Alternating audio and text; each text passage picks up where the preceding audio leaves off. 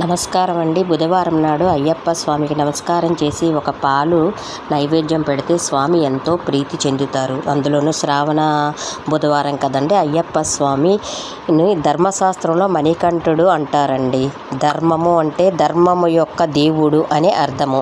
కాబట్టి మణికంఠ స్వామిని శబరిమలలో 18 మెట్లు ఉన్నాయి అంటారు.